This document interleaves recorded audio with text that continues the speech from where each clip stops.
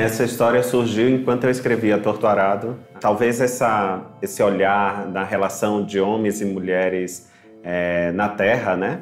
Eu não consegui esgotar naquela história, então ali eu já sabia que a história continuaria. E eu percebi aquilo que eu tinha para escrever como unidades, como uma unidade, mas também como unidades, compartimentos dessa grande unidade, né? Então, aí eu disse, 3.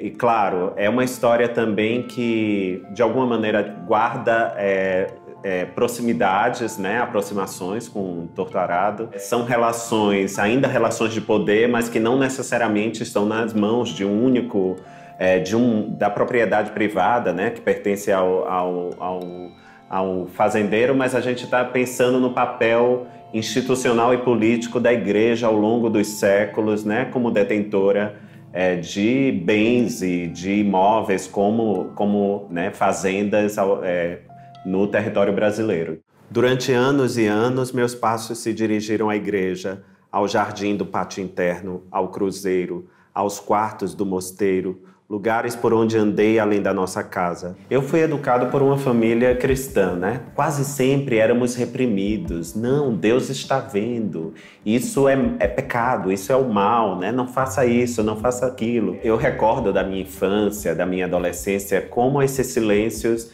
eram importantes, inclusive, para manter certa ordem, certa estabilidade, né, nas relações familiares. Nessa comunidade que enfim, ela está ali, vive à sombra da igreja, né, do mosteiro de Santo Antônio do Paraguaçu, eu não consigo pensar nas personagens, muitas vezes, também refletindo essa história que é um pouco pessoal também, né, de não se conseguir falar muitas coisas. Então, para mim, falar sobre esses silêncios é falar também sobre os silêncios impostos, né, via instituição ou pelas relações familiares, mas é também falar de um silêncio que um silêncio que foi planejado, que foi gestado e que foi executado por esse projeto de país chamado Brasil, né? São populações que foram historicamente silenciadas, que foram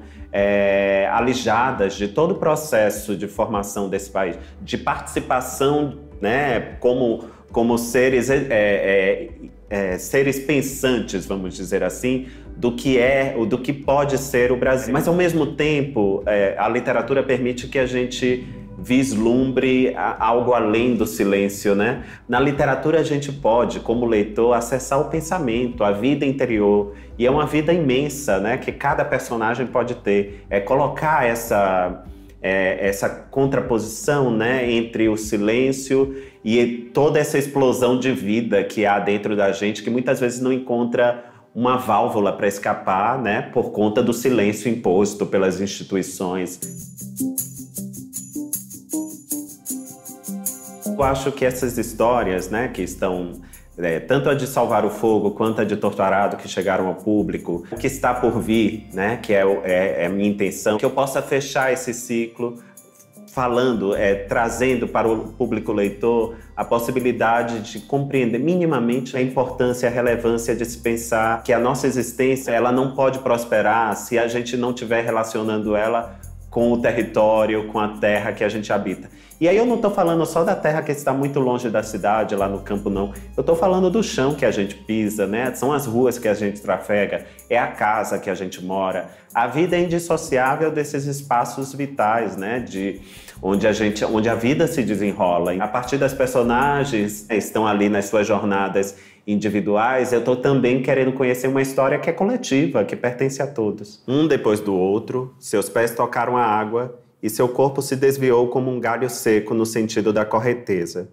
E a dor não estava apenas no seu ventre, a dor a possuía por inteiro.